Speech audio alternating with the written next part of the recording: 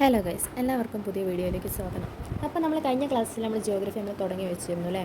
Geography നമ്മൾ കഴിഞ്ഞ ക്ലാസ്സിൽ 10ാമത്തെ പേജിലുള്ള ട്രാൻസ് ഹിമാലയ വരെയാണ് നമ്മൾ പറഞ്ഞു നിർത്തിയത്. ട്രാൻസ് ഹിമാലയ എന്ന് പറഞ്ഞാൽ ടിബറ്റൻ ഹിമാലയമായിട്ട് അറിയപ്പെടുന്നുണ്ട്. ആവറേജ് എലവേഷൻ 3000 മീറ്റർ ആണ്. പിന്നെ വിഡ്ത്ത് 40 കിലോമീറ്റർ, ലെങ്ത്ത് 965 കിലോമീറ്റർ. പിന്നെ നമ്മൾ ഇതിൻ്റെ മേജർ പോർഷൻസ് ഏതാണെന്ന് നമ്മൾ പഠിച്ചു. ലഡാക്ക്, കാരക്കോരം, ജസ്കർ. നമ്മൾ കഴിഞ്ഞ ക്ലാസ്സിൽ ഇതുവരെയാണ് നമ്മൾ പറഞ്ഞു നിർത്തിയത്. അപ്പോൾ നമ്മളിനി പഠിക്കാൻ പോകുന്നത് നമ്മൾ നേരത്തെ പറഞ്ഞല്ലോ അല്ലേ, നമ്മൾ നോർത്ത് മൗണ്ടൻ റീജിയനെ ക്ലാസിഫൈ ചെയ്തതാണ് 3ആയിട്ട്. അതാണ് Trans Himalaya, Himalaya, then eastern hills. നമ്മൾ ട്രാൻസ് ഹിമാലയനെ കുറിച്ച് പഠിച്ചു. ഇനി നമ്മൾ പഠിക്കാൻ പോകുന്നത് ഹിമാലയനെ കുറിച്ചാണ്.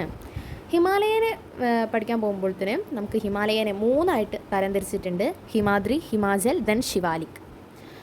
പിന്നെ the parallel mountain ranges are the Himadri, Himachal and the Shivalik. അതാണ് ഇപ്പോൾ പറഞ്ഞത് കേട്ടോ. പിന്നെ നമുക്ക് ആദ്യം നമ്മൾ ശിവാലിക്ക് നോക്കുകയാണെങ്കിൽ, ശിവാലിക്ക് എന്ന് പറഞ്ഞാൽ സൗത്തേൺ മോസ്റ്റ് ഓഫ് ഹിമാലയ. ഹിമാലയയുടെ സൗത്തേൺ മോസ്റ്റ് ഓഫ് ഹിമാലയ എന്നറിയപ്പെടുന്നത് ആരാണ്? ശിവാലിക്കാണ്. പിന്നെ ഇതിൻ്റെ ആവറേജ് ഇലവേഷൻ എന്ന് പറഞ്ഞാൽ 1220. ആവറേജ് ഇലവേഷൻ എന്ന് പറഞ്ഞാൽ ഇതിൻ്റെ ഹൈറ്റ് ആട്ടോ. പിന്നെ വിഡ്ത്ത് 60 to 150 കിലോമീറ്റർ വരെയാണ്. പിന്നെ ഇതിന് ഔട്ടർ ഹിമാലയ എന്നും കൂടി പേരുണ്ട്. എന്താണ് Shivalik? Southernmost of Himalaya എന്നറിയപ്പെടുന്നു. Average elevation 1220, then width 60 to 150 kilometre. Then ഇതിനെന്തായിട്ട് അറിയപ്പെടുന്നുണ്ട്? ഔട്ടർ ഹിമാലയ എന്ന് അറിയപ്പെടുന്നുണ്ട്. ദെൻ നമ്മൾ പഠിക്കാൻ പോകുന്നത് ഹിമാചലാണ്. ഹിമാചൽ വെച്ച് നോക്കുമ്പോൾ നോർത്ത് ഓഫ് ശിവാലിക്കിൻ്റെ മുകളിലാണ് എന്തുള്ളത്? ഹിമാചലുള്ളത്. ഇതിൻ്റെ ആവറേജ് എലവേഷൻ എന്ന് പറഞ്ഞാൽ 3500 to 4500 മീറ്റർ വരെയാണ്. പിന്നെ ഇതിൻ്റെ width 60 to 80 kilometre. Lesser Himalaya എന്നും കൂടി നമ്മളെ ഹിമാചലിനെ അറിയപ്പെടുന്നുണ്ട്.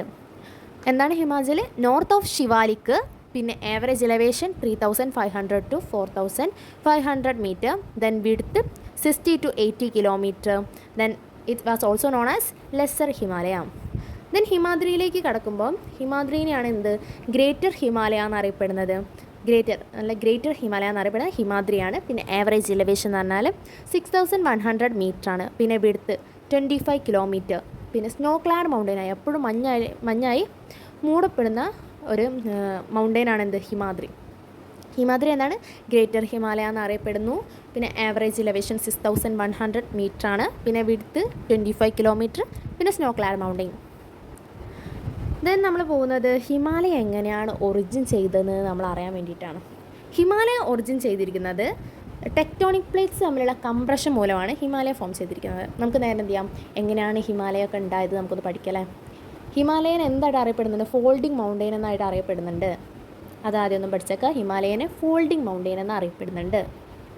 പിന്നെ നമ്മൾ പറഞ്ഞു, നമ്മൾ ഹിമാലയ ഉണ്ടായിരിക്കുന്നത് പറഞ്ഞാൽ ടെക്ടോണിക് പ്ലേറ്റ്സിന് കംപ്രഷൻ മൂലമാണ് ഉണ്ടായിരിക്കുന്നത് പറഞ്ഞു. പിന്നെ ടെക്ടോണിക് പ്ലേറ്റ്സ് എന്ന് പറഞ്ഞാൽ കോണ്ടിനെൻ്റൽ ആൻഡ് ഓഷ്യാനിക് പാർട്ടിലും അവിടെ ഉള്ള ക്രിസ്റ്റൽ റോക്ക് ബ്ലോക്സ് ആണ് എന്ത്?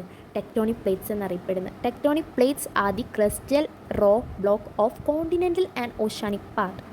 പിന്നെ നമ്മൾ അസ്തനോസ്ഫിയർ നമ്മൾ 8ാം ക്ലാസ് പഠിച്ചിട്ടുണ്ട് അല്ലേ. അസ്തനോസ്ഫിയറും ലിത്തോസ്ഫിയറും പഠിച്ചിട്ടുണ്ട്. ലിത്തോസ്ഫിയർ എന്ന് പറഞ്ഞാൽ ക്രസ്റ്റും പിന്നെ അപ്പർ മാൻറ്റിലും കൂടി ചേർന്ന ആ ഒരു ഭാഗമാണ് എന്ത്? ലിത്തോസ്ഫിയർ എന്ന് പറയുന്നത്. ലിത്തോസ്ഫിയറിന് താഴെ ഉള്ളതാണ് എന്ത്? അസ്തനോസ്ഫിയർ. ഈ അസ്തനോസ്ഫിയറിൻ്റെ ആ മുകളിലൂടെ എന്ത് ഒഴുകുന്നുണ്ടാകും? ഒരു മോൾട്ടനും പിന്നെ സെമി പ്ലാസ്റ്റിക് സ്റ്റേറ്റുമായിട്ടുള്ള ഒരു സെമി പ്ലാസ്റ്റിക് സ്റ്റേറ്റിലുള്ള കുറച്ച് പ്ലേറ്റ്സ് മൂവ് ചെയ്യുന്നുണ്ട്. അവിടെ സെമി മോൾട്ടൺ പിന്നെ സെമി പ്ലാസ്റ്റിക് സ്റ്റേറ്റ് അങ്ങനെ ആവാനുള്ള കാരണം എന്ന് വെച്ചാൽ അവിടെ എന്ന് പറഞ്ഞാൽ ഹൈ ടെമ്പറേച്ചറാണ്. അവിടെ ഹൈ ടെമ്പറേച്ചർ ആയതുകൊണ്ടാണ്. പിന്നെ അതിൻ്റെ മേലെ കൂടെ എന്താണ്? ടെക്ടോണിക് പ്ലേറ്റ്സിന് വളരെ മെല്ലേച്ചയാണ് അതിൻ്റെ മൂവ്മെൻറ്റ് ഉണ്ടാവുക. അസ്തനോസ്ഫിയറിൻ്റെ മുകളിലുള്ള ആ ഒരു ടെക്ടോണിക് പ്ലേറ്റ്സിന് മെല്ലേച്ചയാണ്, അത് slowly move very slowly about the asthenosphere. there are 3 type of plate boundaries. നമ്മളെ പ്ലേറ്റ് ബൗണ്ടറീസ് എന്ന് പറഞ്ഞാൽ 3 ഉണ്ട്. അത് ഏതൊക്കെയാണ്? Convergent boundary, divergent boundary, then transform boundary. അതിൽ ആ പിക്ചർ കാണല്ലേ, ആ പിക്ചർ ഒന്ന് നോക്കൂട്ടോ. കൺവേർജൻ ബൗണ്ടറി എന്ന് പറഞ്ഞാൽ എന്താണ്? ഫിഗർ 1.3 എയിലാണ് അവിടെ ഒരു കാര്യം എഴുതിയിട്ടുണ്ട് ബ്ലൂ കളറിൽ. Boundaries plates move towards each other. എന്താണ്, എങ്ങോട്ടാണ് പ്ലേറ്റ്സ് മൂവ് ചെയ്യുന്നത്? ടുവാർഡ്സ് ഈച്ച് അതർ, അടുത്തേക്കാണ്. രണ്ട് പ്ലേറ്റ്സും ടുവാർഡ്സ്, അടുത്തേക്കാണ് എന്ത് മൂവ് ചെയ്യുന്നത്. പിന്നെ next one is divergent boundary. Divergent boundary figure 1.3 ബിയിൽ നോക്കുകയാണെങ്കിൽ boundaries plate move away from each other. രണ്ട് ബൗണ്ടറീസും എന്താണ്, move away from each other, രണ്ടും വിട്ട് വിട്ട് പോവാണ്. പിന്നെ ട്രാൻസ്ഫോം ബൗണ്ടറി എന്ന് പറഞ്ഞാൽ figure 1.3 C. Boundaries plate slide past each other. ഇതെന്താണ്, ഈ പ്ലേറ്റ്സ് എന്താണ്, സ്ലൈഡ് പാസ്റ്റ് ഈച്ച് അതർ ആണ്. പിന്നെ നമ്മൾ പറഞ്ഞു ഹിമാലയ എന്ന് പറഞ്ഞതാണ് ഫോൾഡ് മൗണ്ടെയിൻ എന്നറിയപ്പെടുന്നതാണ്. ഈ ഹിമാലയ എന്ന് പറഞ്ഞാൽ ചുരുക്ക്, ഫോൾഡ് എന്ന് പറഞ്ഞാൽ ചുരുക്കാണല്ലോ മീനിങ്. കറക്റ്റ് സ്ട്രെയിറ്റ് ആയിട്ടൊന്നുമല്ല, ചുരുക്ക് ഉള്ളതാണ്. അതുകൊണ്ടാണ് അതിന് ഫോൾഡ് മൗണ്ടെയിൻ എന്ന് പറയാനുള്ള കാരണം. ഫോൾഡ് മൗണ്ടെയിൻ എന്ന് പേര് വരാനുള്ള കാരണം എന്താ വെച്ചാൽ ഫോൾഡ് പോലെയാണ്. എന്തുകൊണ്ടാണ് അങ്ങനെ ഉണ്ടാവാനുള്ള കാരണം എന്ന് വെച്ചാൽ ലിത്തോസ്ഫിയർ പ്ലേറ്റിന് കംപ്രഷൻ ഉണ്ടായത് കൊണ്ടാണ് അതിന് ഫോൾഡ് സംഭവിച്ചിരിക്കുന്നതാണ് പറയുന്നത്. Rock layers along the convergent boundary get folded due to the compression of lithosphere plates. This is lead to the formation of fold mountains. Himalayan mountain ranges എങ്ങനെ ഉണ്ടായെന്ന് വെച്ചാൽ രണ്ട് പ്ലേറ്റ്സ് തമ്മിൽ എന്താണ് മുട്ടിയിട്ടാണ് എന്ത് ഉണ്ടായിരിക്കുന്നത്, ഹിമാലയ ഉണ്ടായിരിക്കുന്നത്. ഏതൊക്കെ പ്ലേറ്റ്സ് ആണ്? ഇന്ത്യൻ പ്ലേറ്റ്സും പിന്നെ യൂറേഷ്യൻ പ്ലേറ്റ്സും കൂട്ടിച്ചേർന്നിട്ടാണ് എന്തുണ്ടായിരിക്കുന്നത്, ഹിമാലയ ഫോം ചെയ്തത്. എന്താണ്, ഇന്ത്യൻ പ്ലേറ്റ്സും യൂറേഷ്യൻ പ്ലേറ്റ്സും കൺവേർജ് ചെയ്തിട്ടാണ് ഹിമാലയ ഫോം ചെയ്തിരിക്കുന്നത്. എന്ത് പ്രോസസ്സിലൂടെ? Through folding process. പിന്നെ ഹിമാലയ എങ്ങനെ ഫോം ചെയ്തതെന്ന് ഫിഗർ പേജ് നമ്പർ 12 ഫിഗർ 1.4 എന്ന ഒരു ബോക്സ് കൊടുത്തിട്ടുണ്ട് അല്ലേ, ഫോർമേഷൻ ഓഫ് ദി ഹിമാലയാസ് എന്ന് പറഞ്ഞിട്ടുള്ള. ആദ്യം ആ രണ്ട് ലാൻഡ് മാസസിൻ്റെ ഇടയിൽ എന്തുണ്ടായിരുന്നു, ഒരു ടെതിസ് എന്നാണ് ഒരു റിവർ ഉണ്ടായിരുന്നു. അതിന് അപ്ലിഫ്റ്റിംഗ് സംഭവിച്ചിട്ടാണ് പിന്നെ എന്തുണ്ടായിരിക്കുന്നത്, ഹിമാലയ എന്ത് ചെയ്ത് ഫോം ചെയ്തിരിക്കുന്നത്. നിങ്ങൾ ഈ പിക്ചർ നന്നായിട്ട് നോക്കി വെച്ചുകൊണ്ട് ഇന്ത്യൻ പ്ലേറ്റ്സും യൂറേഷ്യനും തമ്മിൽ കൺവേർജ് ചെയ്തിട്ടാണ് എന്ത് ഹിമാലയ ഫോം ചെയ്തത്. പിന്നെ ഫോൾഡിംഗ് മൗണ്ടെയിൻ എന്ന് അറിയപ്പെടുന്നു. ഇതൊക്കെ ഇമ്പോർട്ടൻ്റ് ആണ്. പിന്നെ നമുക്ക് നെക്സ്റ്റ് പേജിലേക്ക് പോകാം. പേജ് നമ്പർ 13 എടുത്ത് നോക്കുമ്പോൾ ഫിഗർ 1.5 നമുക്ക് ഗോർജസ് കാണാം. ആ പിക്ചർ എന്ന് പറഞ്ഞത് ഗോർജസിൻ്റെ ഒരു പിക്ചറാണ്. A gorge across the Himalayan range. Himalayan റേഞ്ചിലുള്ള ഒരു ഗോർജസ് ആണ് അവിടെ കാണിച്ചിരിക്കുന്നത്. ഇത് കണ്ടാൽ തന്നെ അങ്ങ് മനസ്സിലാവും, ആഴമേറിയത് അതിൻ്റെ ഇടയിൽ കൂടെ ഒരു അരുവി പോലെ ഒരു റിവർ പോലെ ഒരു സാധനം ഒഴുകുന്നുണ്ടല്ലേ, അതാണ് ഗോർജസ്. പിന്നെ നമുക്ക് നോക്കുകയാണെങ്കിൽ deep valley with steep sides are known as gorges. Deep valley ആഴമേറിയതും പിന്നെ എന്തുണ്ട്, സ്റ്റീപ്പ് സൈഡ്സ് കുത്തനെയുമായ വാലി താഴ്വരയേനാണ് എന്ത് പറയുന്നത്, ഗോർജസ് എന്ന് പറയുന്നത്. എന്താണ്, ആഴമേറിയതും കുത്തനെയുമായ താഴ്വരയേനാണ് എന്ത് പറയുന്നത്, ഗോർജസ് എന്ന് പറയുന്നത്.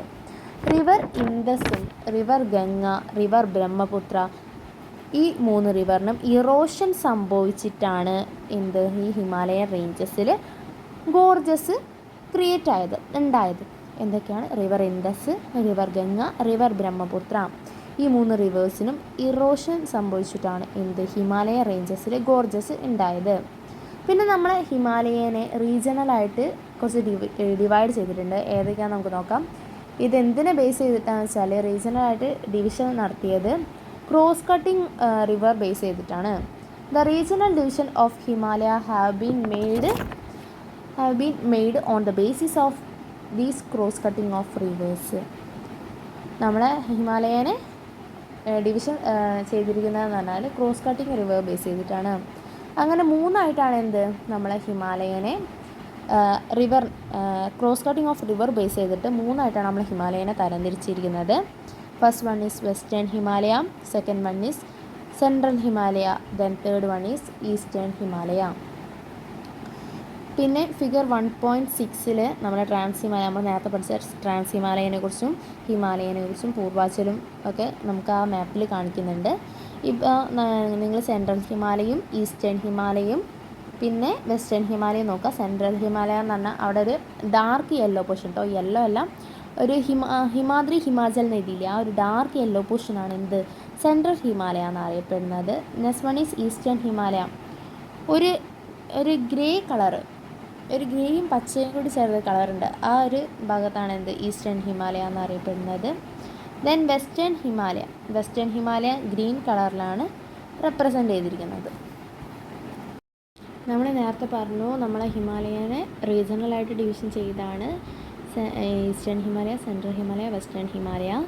അതിൽ ഏതൊക്കെ റിവേഴ്സാണ് അതിനെ സെപ്പറേറ്റ് ചെയ്യുന്നതെന്ന് ചോദിക്കുകയാണെങ്കിൽ നമ്മളെ പേജ് നമ്പർ 14 മേൾഭാഗത്തൊരു നീല ബോക്സ് ഉണ്ട്. അതിൽ കൊടുത്തിരിക്കുന്ന ഹിമാലയൻ സോണും സെപ്പറേറ്റിംഗ് റിവേഴ്സെന്നും 2 ഭാഗമായിട്ട് കാണിക്കുന്നുണ്ട്. അതിൽ ഹിമാലയൻ സോൺ നോക്കുമ്പോൾ ആദ്യം കാണിക്കുക വെസ്റ്റേൺ ഹിമാലയാണ്. വെസ്റ്റേൺ ഹിമാലയന് സെപ്പറേറ്റിംഗ് റിവറാണ് ഇൻഡസും കാലിയും. പിന്നെ സെൻട്രൽ ഹിമാലയയിൽ സെപ്പറേറ്റിംഗ് റിവറാണ് കാലിയും ടീസ്തയും. പിന്നെ ഈസ്റ്റേൺ ഹിമാലയയിൽ ടീസ്ത, ബ്രഹ്മപുത്ര. വെസ്റ്റേൺ ഹിമാലയയിൽ ഇൻഡസ്, കാലി.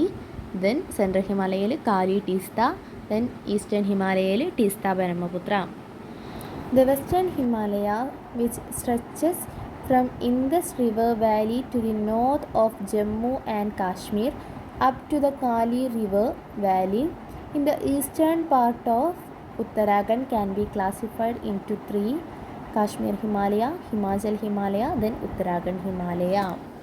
എന്താണ് ഇത് പറയുന്നത് വെച്ചാൽ സിന്ധു നദീതടം മുതൽ ജമ്മു കാശ്മീരിൻ്റെ വടക്ക് വരെ ഉത്തരാഖണ്ഡിൻ്റെ കിഴക്ക് ഭാഗത്തുള്ള കാളി നദീതട വരെ വ്യാപിച്ച് കിടക്കുന്ന പടിഞ്ഞാറൻ ഹിമാലയത്തെയാണ് 3ആയിട്ട് തരംതിരിച്ചിട്ടുണ്ട്. എന്താണെന്ന് വെച്ചാൽ സിന്ധു നദീതട മുതൽ ജമ്മു കാശ്മീരിൻ്റെ വടക്ക് വരെ ഉത്തരാഖണ്ഡിൻ്റെ കിഴക്ക് ഭാഗത്തുള്ള കാളി നദീതട വരെ വ്യാപിച്ച് കിടക്കുന്ന പടിഞ്ഞാറൻ ഹിമാലയത്തെ 3ആയിട്ട് തരംതിരിച്ചിട്ടുണ്ട്. അതാണ് കാശ്മീർ ഹിമാലയ, ഹിമാചൽ ഹിമാലയ, ഉത്തരാഖണ്ഡ് ഹിമാലയ. കാശ്മീർ ഹിമാലയ, ഹിമാചൽ ഹിമാലയ, ഉത്തരാഖണ്ഡ് ഹിമാലയ. എന്താണ് പടിഞ്ഞാറൻ ഹിമാലയനെ 3ആയിട്ട് തരംതിരിച്ചതാണ് ഇതൊക്കെ. ഇനി നമുക്ക് കാശ്മീർ ഹിമാലയനെ കുറിച്ചും ഹിമാചൽ ഹിമാലയനെ കുറിച്ചും ഉത്തരാഖണ്ഡ് ഹിമാലയനെ കുറിച്ചും നമുക്ക് പഠിക്കാനുണ്ട്. അത് അടുത്ത വീഡിയോ ആയിട്ട് പാർട്ട് 3. ഇനി ഈ വീഡിയോ പാർട്ട് 2 ആയിരുന്നു. ഇതിനു മുമ്പ് പാർട്ട് 1 അപ്ലോഡ് ചെയ്തിരിക്കുന്നുണ്ട്. ഇത് കാണുന്നതിന് മുമ്പ് പാർട്ട് 1 കണ്ടിട്ട് പാർട്ട് 2 കാണാൻ നോക്കാം. പിന്നെ ഇതിന് ശേഷം പാർട്ട് 3 ഇടും. അതിലാണ് കാശ്മീർ ഹിമാലയ മുതലുണ്ടാവുക. അപ്പം നിങ്ങൾക്ക് ഈ വീഡിയോ ഇഷ്ടപ്പെട്ടിരിക്കുന്നുണ്ടെങ്കിൽ നിങ്ങൾ ലൈക്ക് ചെയ്യുക, ഷെയർ ചെയ്യുക, സബ്സ്ക്രൈബ് ചെയ്യുക.